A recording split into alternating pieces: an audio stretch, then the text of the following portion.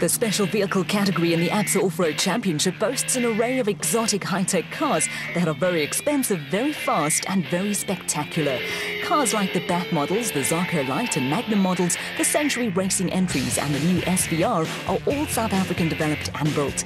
The level of engineering development and expertise helps to reaffirm the Absa Championship status as one of the most competitive national off-road series in the world. Former champion Shamir Variawa and Siegfried Rousseau got off to a flying start to lead the Special Vehicle Championship from Colin Matthews and Alan Smith and reigning champions Evan Hutchison and Achim Bergman. The Toyota Dealer 400 saw a return to action of former champions Karl-Heinz Solwald and son Quinton, who now has university examinations behind him. Straight into it. I haven't even seen the car before today. The last time I was in it was in July in Sun City, so really nervous a little bit, but also looking very much forward to it. Longer than usual time trial is a new thing for us. We're not used to it, so important to finish. Otherwise your penalty will be very high tomorrow, so hoping to get a good result in. Also looking for a good Donaldson prologue result were Colin Matthews and Alan Smith, who were out in a Century Racing Bat that had been extensively re-engineered. We're just going to go as fast as we can. We've made some nice improvements to the car.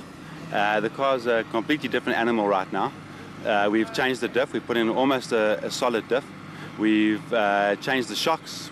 We've worked really hard on the car just to try and get us a little bit quicker. With these restrictors now, it's making racing very tight. So you really got to sort of go a little bit better than the next guy, just in terms of suspension handling and the way your car gets off the line. Matthews and Smith drew second position on the start line, with first on the road going to Polokwane crew Naeem Musaji and Rayhan Bodhania in the Maxxis Jimco. It's a lot of pressure, but I think our aim is still just going to be consistent, try and set a good pace. We don't have to start from the front tomorrow, but I mean, obviously we'd like to, but you know, it's all virgin territory now, and so we're just going to go easy and try and set a decent pace. First on the road placed some extra pressure on Naeem Musaji and Rayhan Bodhania, who are more accustomed to doing the chasing rather than being chased. It was a challenge for the Limpopo crew, and behind them they had out-and-out flyers in Colin Matthews and Alan Smith. Behind the Century Racing car, Nick and Ryan Harper were looking to bounce back and pick up points after rolling the Atlas Copco Bat in the Western Cape.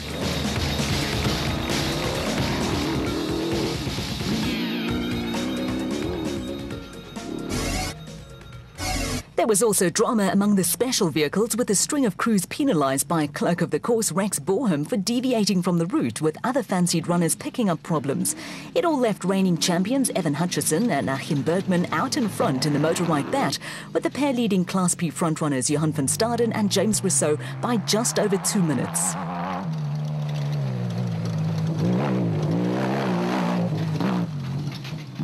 Despite a faulty odometer, a steady run took Adenko 400 winners Shamir Variawa and Siegfried Rousseau into third place in the total quarter. They were 2 minutes and 20 seconds adrift of Van Staden and Rousseau in the KEC Bat, while Herman and Wichert Sulwat lost brakes on the Sulwat Racing SVR halfway into the prologue. They held on though for fourth place to come in 16 seconds ahead of Nick and Ryan Harper, who rounded out the top 5 in the Atlas Copco Bat. The Harpers had more than a minute in hand over Jimmy Zahos and Stefan Kutsia in the Cobalt Racing Bat, while a ring-rusty Cully and Quinton Sulwat got lost so often in the Sulwat Racing Bat they thought they'd driven the route twice. Colin Matthews and Alan Smith also had problems staying on the right route and were off the pace in the Century Racing Bat. They avoided time penalties, but it was a disappointing performance from a team some of the experts were tipping as likely winners. A power steering failure hampered Class B winners Derek Du Toit and Rod Jeffrey, but the Orange Tree Bat pair from the Cape had over 2 minutes in hand over brothers Hamish and Alistair Stubbs in the Staffix Viper. For the Stubbs brothers, the race was something of a family reunion. Hamish now lives in Australia but was in South Africa on holiday, and the pair took the opportunity to go racing together.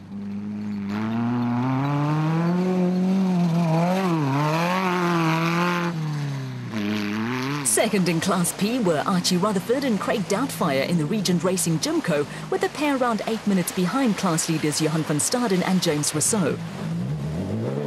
A further 10 minutes off the pace were Mark Corbett and Rudy Balzer, with the Century Racing pair rescued from being perched on a tree stump in a river crossing by a local farmer who appeared on the scene with a chainsaw.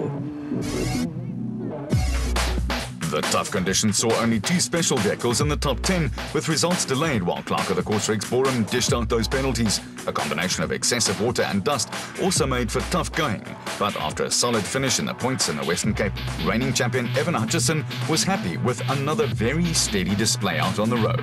We haven't got the times yet, but I think we had quite a good prologue. You know, we started 4th on the prologue, and within 60 kilometers we had gone all the way to the front, which is normally a good thing, but it's all new terrain and a lot of new terrain and lots of long grass, and so it was really tricky. You know, it's as simple as you're not going to get a great time when you're in the front. You know, you can't do it.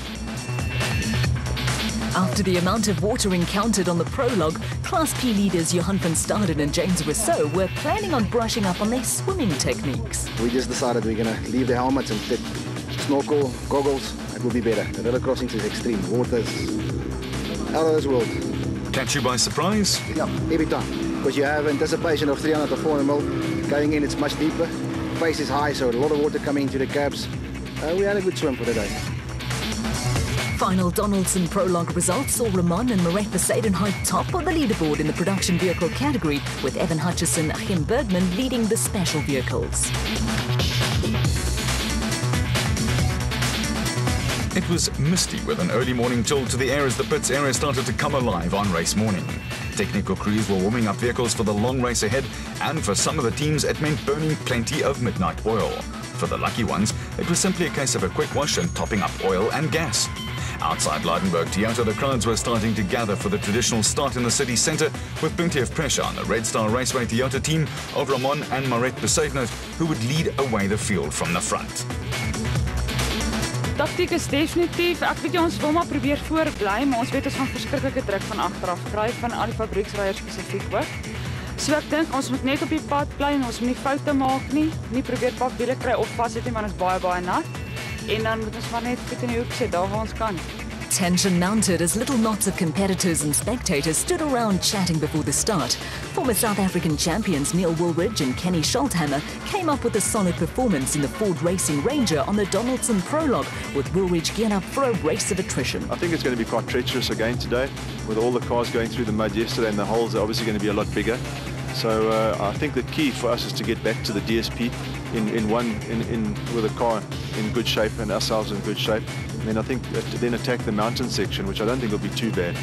And I think that'll be the strategy for today. There were golden oldies on view, along with some pedal power from the younger generation, and waiting patiently for the start, South African champion Duncan Vos was in a quietly confident mood. We're starting in a very good position. Car's got good pace, so if we can do a good job today, we're in with a shout. There were plenty of youngsters on hand to watch the start, with Ramon and Marek Versteydenhout in the Red Star Raceway Toyota Hilux the first car away. There are no longer 2-minute dust gaps on ABSA off-road races, and cars leave the start according to their times on the Donaldson prologue.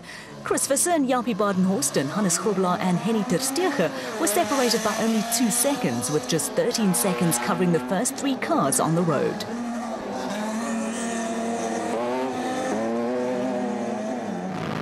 With Toyota Lydenburg dealer principal Fanny Erasmus doing the honours, the next cars away with the 2 Castrol Toyota Hilux factory entries in the hands of Duncan Vos and Rob Howie, and Anthony Taylor with Robin Houghton. Both crews were among the non-finishers on the opening event of the season and were under a little pressure to bounce back and produce good results on a Toyota-sponsored event. Vos is a former winner of the race, but at that time was driving the factory Nissan Navara, now in the hands of privateers Thomas Rundle and Johan Moore, with the car in Baden Tyre Services colours. Only 2 special vehicles were in the top 10, with South African champions Evan Hutchison and Achim Bergman leading the way in the Motorrad Bat.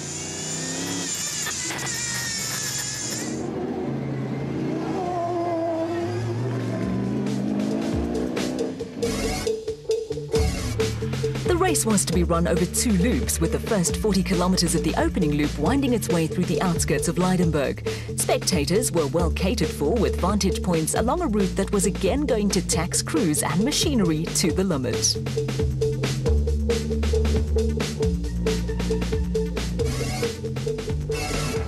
did not take long for the lead cars to run into the high grass, narrow track and plenty of water that had made life so uncomfortable on the Donaldson Prologue. The first 3 cars on the road were all line of stone, and it was obvious the race was going to develop into a test of patience, with keeping mistakes to a minimum the key to a good result. There were no early changes of position among the first 3 cars on the road, with crews battling and trying to settle into an early rhythm.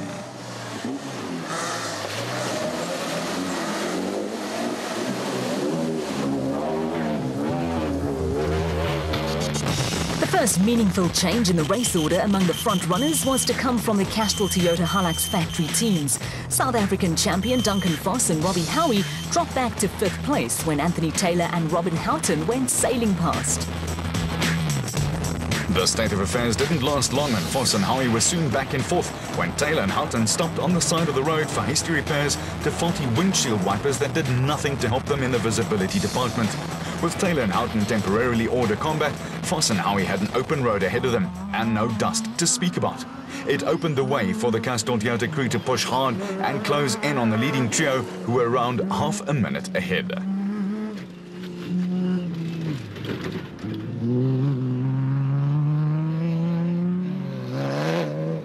With Taylor and Houghton stopped on the side of the road, Thomas Rundle and John Moore also picked up an early place and moved into 5th in the Baden Tyre Services Nissan Navara. Behind them, special vehicle leaders Evan Hutchison and Achim Bergman were battling through the long grass that made reading the road ahead such a problem for crews. River crossings are also a nightmare for special vehicle crews, with water pouring into the cars, which do not have the luxury of insulated cabs.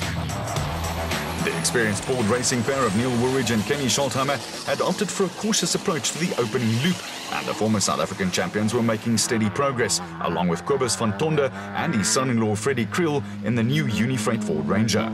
The Unifreight Ranger is an ex-works car, and the Harry Smith-based crew were running just over 4.5 minutes behind the leaders.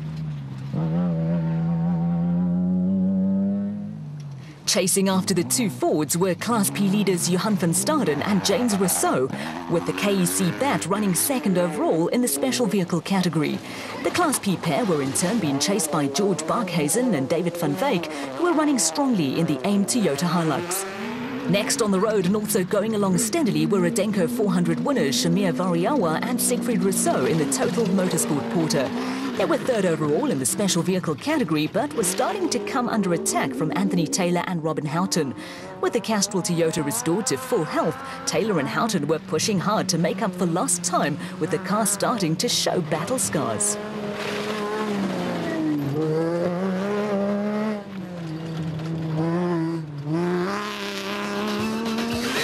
Racecam footage from the Taylor Houghton Castrol Toyota Hilux shows just how long the grass was. With the event brought forward by a couple of months, crews were expecting the grass to be longer than it was in October, but were caught by surprise by the severity of the problem, which made reading the road very difficult even from the elevated cabs of the production vehicle entries. The grass also clogged up radiators, but for the likes of Herman and Wichard Silwald and the other special vehicle entries, visibility was even more of a problem. A good battle was developing between the father and son Silwald and Harper teams too. The Harpers and the Atlas Copco Bat needed to bounce back after a roll on the Adenko 400 and were looking solid, along with former quad racer Jimmy Zahos and Stefan Kutsia in the Cobalt Racing Porter, powered by a glorious-sounding 6-litre Chevy motor. Colin Matthews and Alan Smith were still a little off the pace in the Century Racing Bat, and after a promising start to the season, were having a disappointing outing in a car that has undergone recent changes. Reigning champion Derek Dutoy and Rod Jeffrey were still running at the front of Class B in the Orange Tree Bat, but the power steering bogey had again cropped up to hamper the Cape Town crew.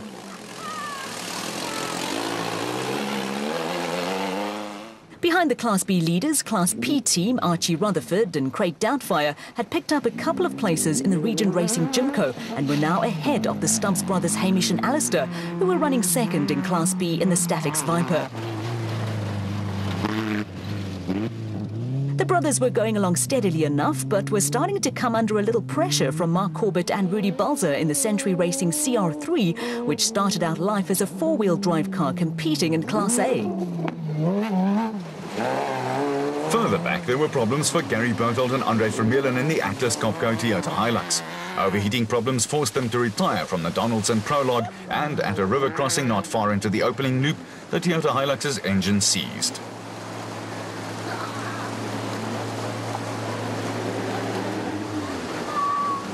The stricken Toyota was going nowhere, and cars were starting to stack up behind Berthold and Vermeulen.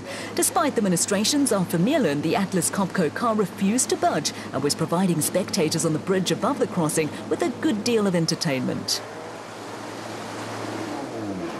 The problem was finally sorted out when RFS Toyota Hilux crew Christian de Plooy and Henk Jansen van Vieren hauled the Atlas Copco car out of the river crossing.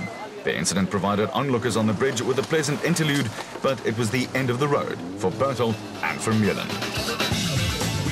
With the river crossing no longer blocked, backmarkers could get on with the race, and among them were 18-year-old Lance Woolridge, son of Neil, driving with the experienced Ward Huxtable in the factory Ford Racing Ranger running in Class E.